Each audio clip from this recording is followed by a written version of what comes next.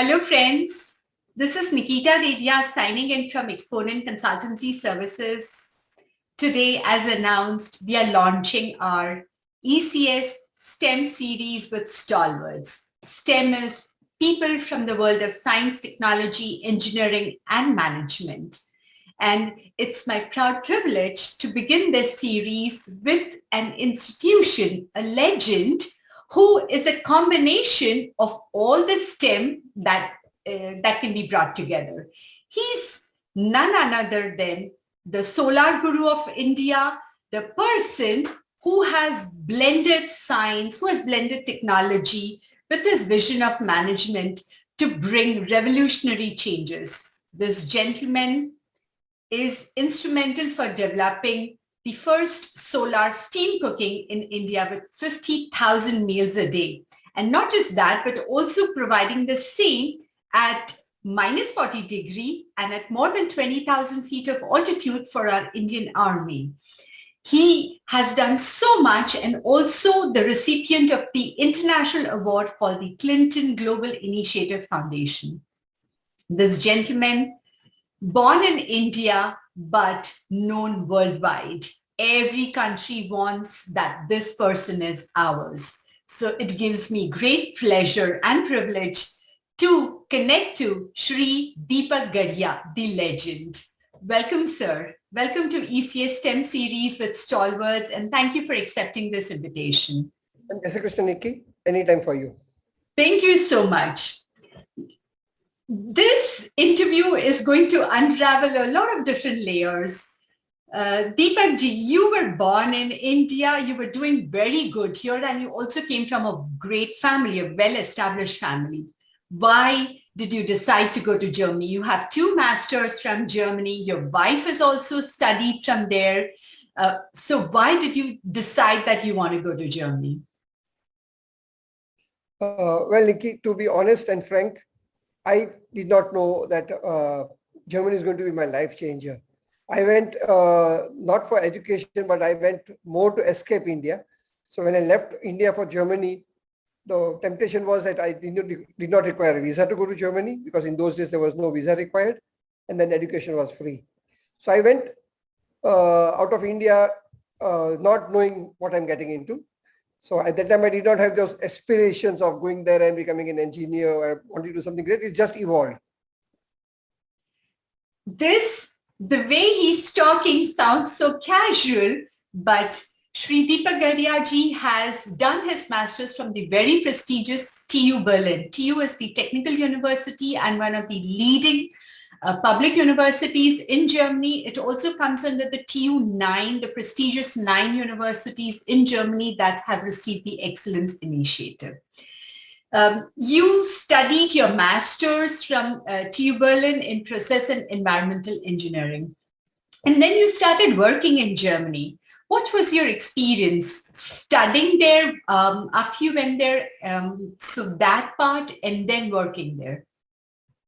Well, as I said, when I went to Germany, I did not really go as a student. But once I started studying, it changed my life. I mean, from a average student, I became an excellent student. And I asked myself, what happened that I'm suddenly so good? And I realized that I was suddenly good because I was enjoying what I was doing.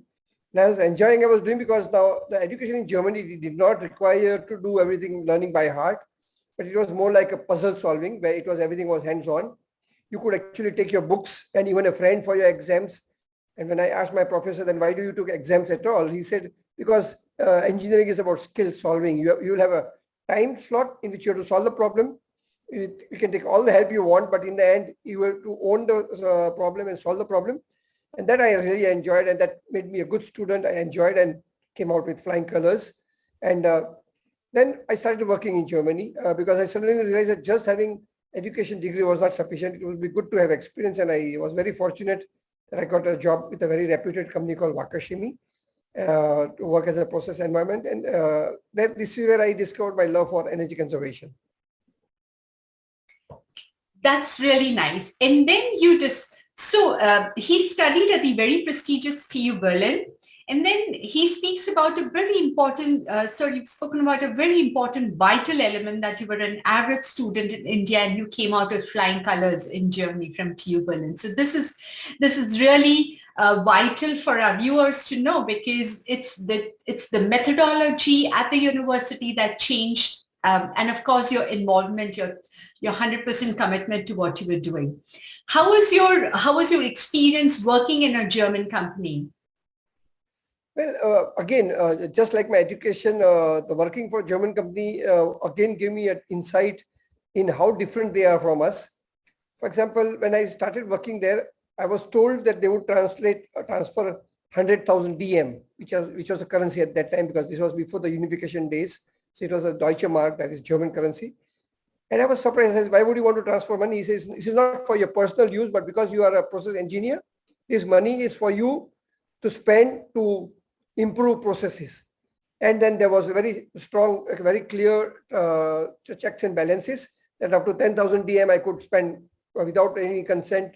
Up to 30,000 euro DM I had to consult my colleague, and there had to be 2 signatures, and anything above had to go up to the board. So suddenly I realized that they trust you, they give you power so that you deliver, and then there is a time frame in which you have to deliver, and then also there are specific goals you have to achieve. Because as a process engineer, I had to either reduce the raw material consumption, or increase the yield, or reduce the fuel consumption, or increase safety, or stop environmental degradation. So there were very clear goals that was given to us, which was very new to me, because I was inexperienced. I was a fresh engineer, and I did not realize that I was being given responsibility where I had to learn to take decisions, take risk, and also evaluate all the risk, and then still deliver, and then decide what I want to do, and then make sure that it happened. And then if there was a failure, they would not punish you because you had failed. They will just see whether you tried and whether you had taken all the risk evaluation and taken what you have to do. And if you fail, they say it's okay to fail. I think this is really brilliant, that skills are respected. That is so many years back, decades back, 4 decades back, that skills were respected. You were given the responsibility and also accountability, how you have to follow, so a directive. But at the same time, kind-heartedness, that failure is part of the learning process, and then you learn from it and you're growing from that, not just for yourself, but for the role and the company. So this is very good to know for the young students, because they're very inquisitive to know how it would be or how it is to work there. You also moved to India and you worked with large Indian organizations.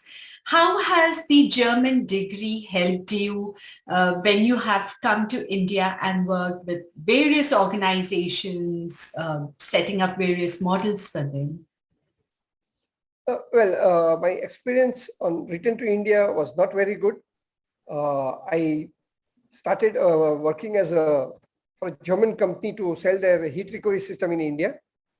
And I think we were ahead of time, because at that time, the Indian companies had monopoly. It was a seller's market, so they could sell any product of any quality at any price. And people had to still no option but to buy it and use them. And they had to wait even for getting that product. And I think I was ahead of time, and so I did not really succeed. People wanted me to do all the donkey work for them, prepare offers, do evaluation, all for free. And after I give them the concept, the path forward, they would just go to anyone else and buy it from them and not respect the work and the time I had put into it. So it was very disappointing, and that forced me to become an entrepreneur. So what exactly did you do when you had such an experience? Because this is unfortunately but very typical that we see across many sectors. So what is the path that you took? Things have changed now. They are not as bad as they were that time, because now it is, of course, a buyer's market, and now the buyer has a choice. So companies have to be more competitive in price, in quality, in service. But still, yes, there is still a lot of cultural difference between how companies deal with people, products, and the vision they have. Because in India, companies don't think long term. They just want to make quick profits. In India, companies expect substantial profit. Like in Europe, the companies would work with a profit margin of 3 to 4%. In India, no company would do anything for less than 15%, 20%, because the cost of finance is high, the risks are very high, the life cycle is very less. So I don't blame them for that, but there are two different cultures, different ways companies approach the product. But for me, I was pulled into the becoming entrepreneur because my wife was running an NGO, and she started telling people not to cut forest because 50% of the world population cooks on open fire. And as an NGO, she wanted to protect the environment, and for that you want to protect the forest. And she asked me that if you're an energy expert, why don't you help me? Because whenever I go to villages and tell people not to cut the forest, they tell me, ma'am, we know you should not cut the forest, but what's the alternative? And since you're an energy expert, why don't you help me? And that's how I got into trying to solve a problem. And then immediately I started working on technology which is available, which was the box cooker. But very quickly I realized that box cooker, though functional and quite cheap, was not accepted by people because it did not do what people wanted. So I connected to Germany, which is not like my alma mater. And there I had my colleague, Dr. Dieter Seifert, and he was very kind to give me the technology of solar concentrator, which he had developed for cooking. And I brought that technology to India, indigenized it, modified it to the Indian conditions, made sure that it could be made as much as possible with the local material. And then one thing led me to another, and then I realized that running an NGO would also require money. So we started our own company, Gadhia Solar, which would earn the money and which would finance our environmental activities. So we were, I would claim for perhaps the first social, one of the few early social entrepreneurs as back as in 80s. And it's very vital to know Dr. Shireen Gadhia, she had also studied in Germany. She was a PhD into the field. So what we're talking about an expertise, a super specialization, but bringing it back to the grassroots level. So I think that's... No, Nikita, actually, after coming to India, and when she started working with people, she realized that technology is just a tool. Okay. Basically, what we need to do is empower and also clarify to people a lot of misconception. Because in India, we have this misconception that we have to study high technology. Right. And we think that with technology, we can solve all the problem. And she realized that genetic engineering, which she had done a PhD in, was not working in harmony with nature. It was fighting against the nature, trying to conquer with nature.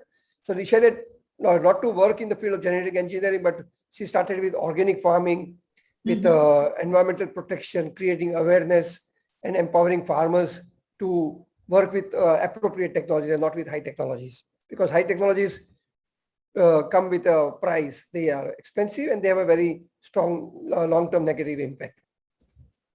So this is really nice because you are with the passion that you had, you're working for those aspects, and it's not just at random whatever you've studied and you're wanting to do that, right? No, we have to learn to accept that if you have done something wrong, there is nothing wrong in changing your path. Right. In the end, having done PhD did help her a lot because that brought her the analytical skill, that brought her the understanding of science. And also when she started promoting organic farming, she was taken seriously because she was not someone who was talking something which she did not understand, because she had understood the problems of genetic engineering and hybrid seeds and the problems which it brought along with it, like use of fertilizers and pesticides and all. So yes, the knowledge did help, but she didn't work in a field to promote genetic engineering, but to fight genetic engineering. And that's perfectly fine because there's a reason, there's a logical reason behind it, and she had the right vision and the qualities to back what she was doing. So this is impressive. One of the you have mentioned that you faced challenges when you were working in India, and that made you become an entrepreneur. So here we are talking about technological skills, but also leadership qualities, understanding the situation and become leadership, to empower leadership qualities, which also Dr. Shireen Gadhia brought into her way of working. So can you highlight on the various skills that as a student or a young professional they would need on various leadership, and not just leadership, it could be interpersonal skills, or what according to you are important in addition to whatever one has learned? So just being an engineer is not sufficient, Mm-hmm. because very often people want to become an expert. And then I think when you become an expert, you become very unidirectional. And that's good if you want to become a scientist and where you want to work on research and development. But if you're an entrepreneur, you require to have other skills like understanding accounts, fundraising, dealing with government, dealing with people, licensing, marketing skill, after sales service. So, but these are the skills which are not taught to you when you are studying engineering. Luckily, I was a Gujarati and born and brought up into a business family. So a lot of things I had learned from my parents and my family, and being brought up, and Gujaratis are in a way sort of, people say, born businessmen. But yes, I had to keep on evolving. So people should not think that, okay, I've done my engineering, I've completed my studies. There is no end to studies. You continuously keep on learning. And when I look back, every 2 to 3 years, I had to develop and learn new skills. When I studied, there was no computers. And then suddenly computers came in. I had to learn computers, and I had to learn software, then I had to learn automation, and I had to learn monitoring. So there is no end to your studies. Maybe you just get a degree, but that's just to give you to say that, okay, you have done the fundamentals, the basics, but there is no end to it. You continue to keep on evolving. This is very, very vital to know whether you inherit those skills or you acquire them on the way, but you definitely need additional skills to make your journey really successful. Sir, you... Basically, what I say is that if you want to become a successful entrepreneur, Mm-hmm. I say that you require 4 P's. Mm-hmm. Because first is you have to have a passion. Mm-hmm. You have to believe in what you do. You should be obsessed with it. It should not be just a tool to make money, but you should believe in it and it should drive you. So passion is the first P which everyone requires. But very often passion alone is not sufficient. With passion, you also require perseverance. Mm-hmm. Because like in Gujarati, we say Arambe Shura. So we all start with a bang and, I'm going to do that and all. But when results do not come quickly, we give up. And that's why we see that a lot of people have great ideas, but they did not bring it to the logical end. And afterwards they regret, that was my idea. And but then if it was your idea, why did you not continue with that? And why did you give up? So passion, perseverance, and after having that, you should also become professional. Just because you are doing it for the good cause and because you believe in it is not sufficient. In the end, it has to meet people's expectation in price, quality, and service. So professionalism is very important. And fourth, that which will keep you going is purpose. You should have a larger cause or larger vision, that it's not just a product, it is your life. It is not only helping you, but it's helping the people who use it or buy it or sell it. Wonderful. Passion, perseverance, professionalism, which is ethics to your work, and purpose. So I think this sums up a lot of things about your message. Now, in the 40 years, from the time you started studying and then you worked in Germany, you worked in India, but you've also traveled the world. And I know before COVID or before all the travel restrictions, you have been flying to like 3 international countries in a month and multiple national visits. Having traveled so extensively, met various people and different organizations, one also sees that there are a large number of German companies in India, European companies in India. I personally know that there are close to 10,000 plus German companies in India, having worked very closely with the Indo-German Chamber of Commerce. So from your eyes, sir, do you think students would have opportunity if they study in Germany, so either to study, work in Germany or to come back to India? Do you think there are enough opportunities for them to find work or have work? It's a difficult question to answer, because my experience was that when I studied in Germany, I was thinking that now because I have a German qualification, because I speak German, because I have worked in Germany, I understand their culture, the language, the ethics, the delivery system, I would be the first choice. But unfortunately, when I came back, I realized that the German company did not want to hire you, because then they would have to pay you German salaries.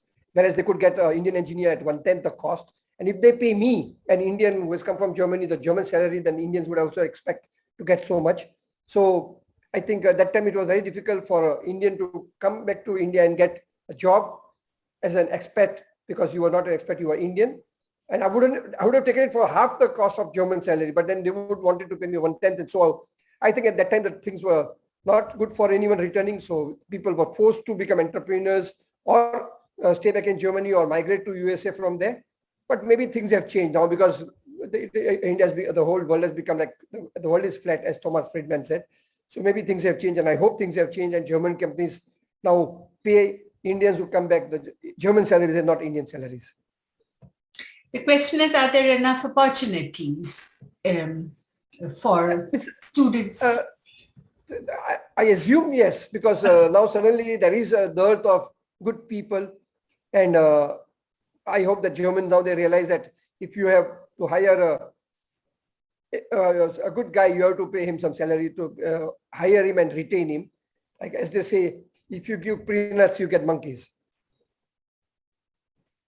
So yeah, and GIZ also has a very important program. It's called the Returning Experts to India, because there are a lot of things that a lot of engineering companies need technical managers or people in this field. So it's good to know the inputs. What are the, according to you, how important, you have mentioned about the importance of studying abroad and then working and then growing as a person, whether you work for a company or as an entrepreneur, whether it's a social entrepreneur or a technocrat. Now, to bring this entire journey to fruitification, do you think the kind of services that ECS is providing, what importance does ECS have?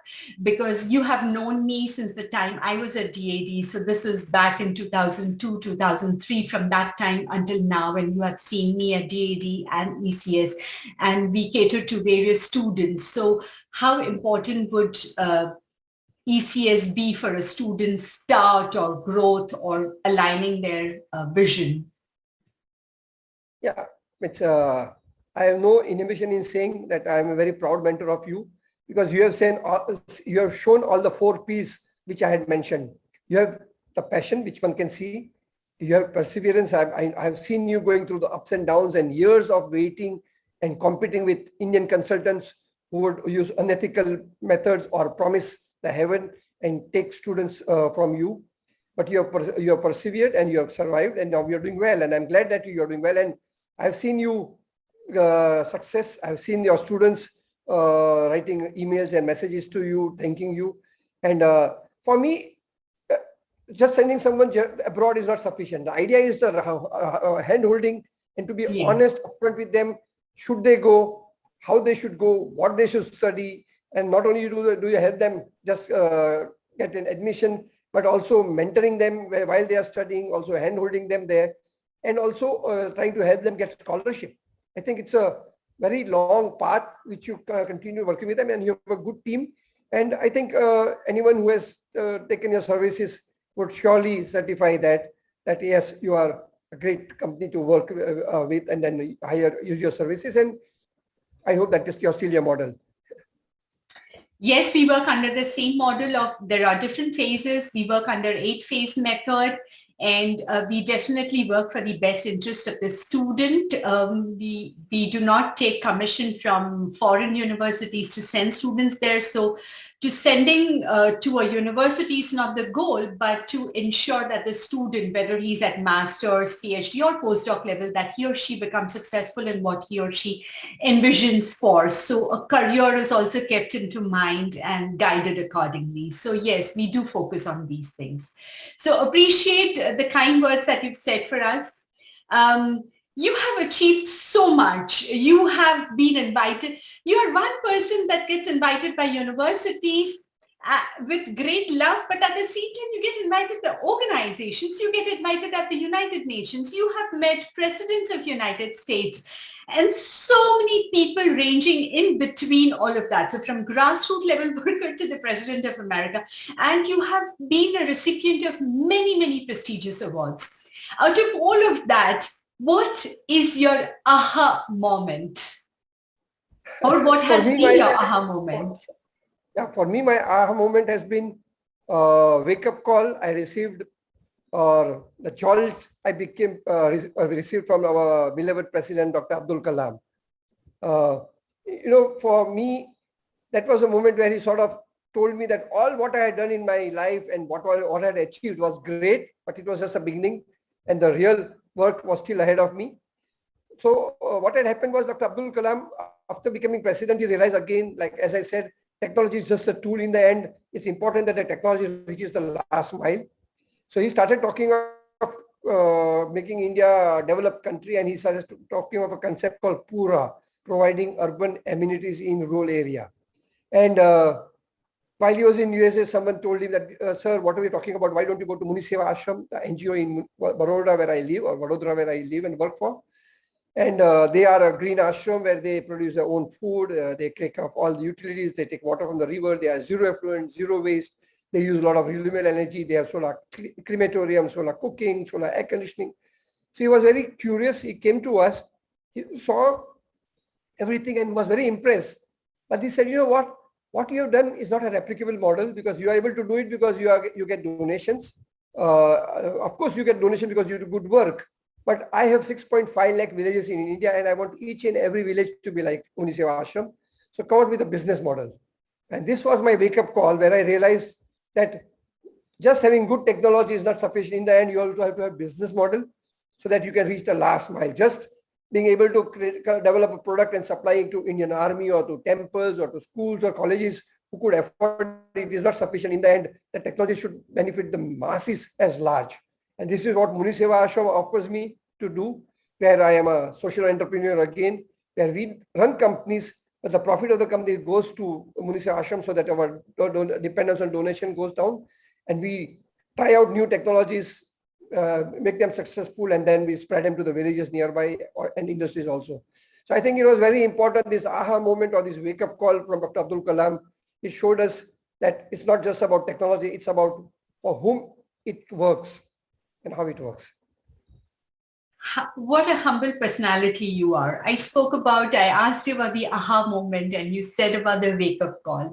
And that's brilliant. And you've covered the road for me, where I was going to ask you what's the road ahead from here. But you've already answered that, stating that you want to make this whole thing scalable. And Muni Seva Ashram, a very beautiful ashram, not just in terms of exterior and internal beauty, but as a role model, which has solar, of course, cooking, but solar crematorium. It has one of the largest cancer hospitals in India. And the patients come from abroad too, and I've seen that with my own eyes. So you're trying to make this model scalable and transferable technology to the millions of villages that India has, and not just for India, but for any country to adopt that. And that has been your mission, going from one village to the other, from one country to the other. So any additional inputs that you wish on your journey ahead? I would like, because I think your audience who are going to listen to this interview are going to mainly to be the students who are thinking of going abroad. And young professionals. And young professionals who want to go abroad. And I very strongly encourage them, because for me, honestly, my degree in Germany and my education has helped me to realize that you have to be hands-on, and that you just learning things is not sufficient. You have to be able to implement projects, and then all the German aspects of quality, timely delivery, service, and all also need to be integrated into whatever we do. But for me, just being out of India, in Germany, in a different culture, different language, different food habit, has brought a lot of flexibility in me. And also, I always say that I became an Indian after I left India. While I was in India, I was looking at West is the best. But it was only after going to Germany, I became an Indian, where I realized that we have a great country, a great culture, from food to festivals, to people to love, to sacrifice. So I think it's very important when you go out that do we realize how lucky we are to be an Indian and to be in India.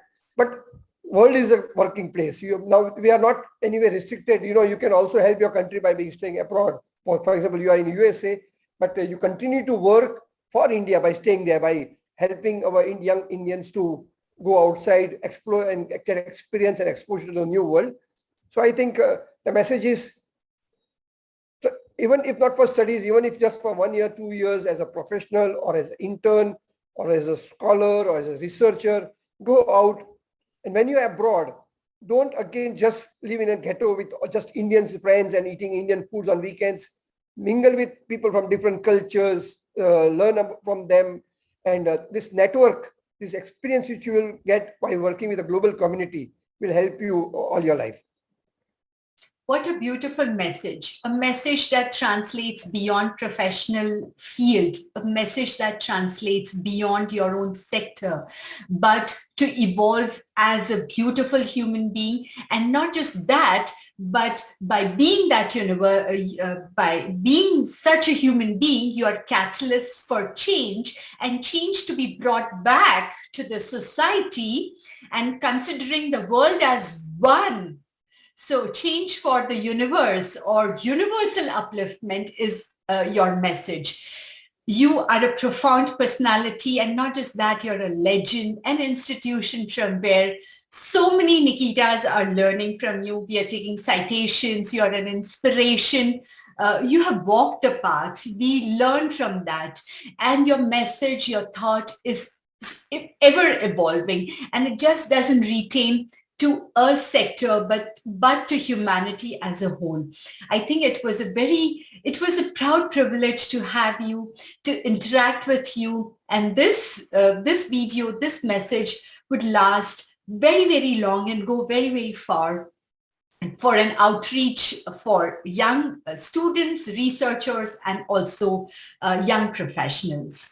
Last but not the least, before we conclude, I would like to mention, since you come from the field of renewable energy and energy systems and bringing sustainability to the world, let me share this with our friends that there are so many options that you can study in Germany as a debt-free education, because Germany still has free to affordable tuition fees. Yes, the competition has increased, but it is still free to affordable.